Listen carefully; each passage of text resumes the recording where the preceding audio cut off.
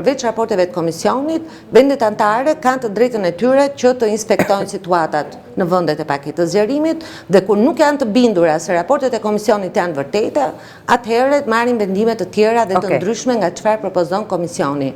Kjo është situata ku ndodhemi sot ne. Dhe kjo është e vërteta.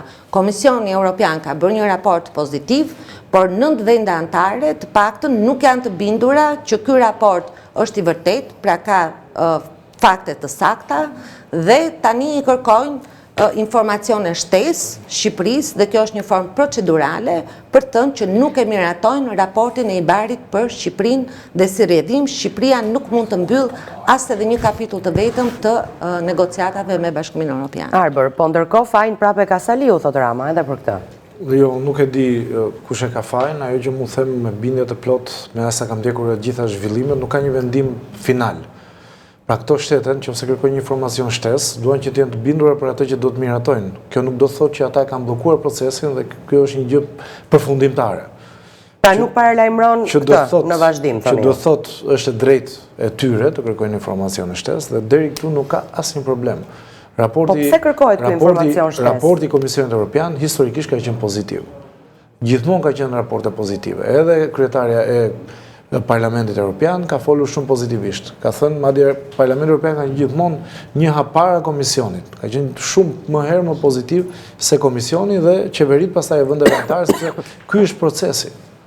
Pra procesi është i tillë që vendet anëtare, për shkak të problemeve që kanë patur me shumë vende, për shkak të problemeve që kanë edhe me vende anëtare siç është Hungaria, edhe me vende siç është Polonia, edhe me vende siç janë Italia që kanë pak nësi ndaj sjelljes dhe qasjes së tyre, janë më të kujdesshëm ndaj vendeve të tjera.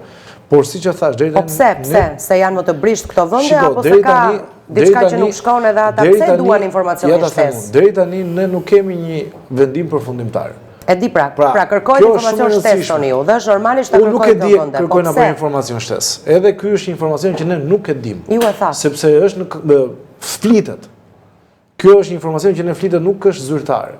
Pra ne mund të themi shumë gjëra, me të dëgjuara, diskutohet, por nuk kemi qëndrime zyrtare. Atëherë është interpretim ndaj lajmit që këto 9 vende nuk i dhanë dritën jeshile raportit i IBAR-it. IBAR-i nënkupton fillimin e procesit të mbylljes së grup kapitujve. Dhe ky nuk është lajm zyrtar, sepse procesi është duke vijuar dhe nuk ka një afat.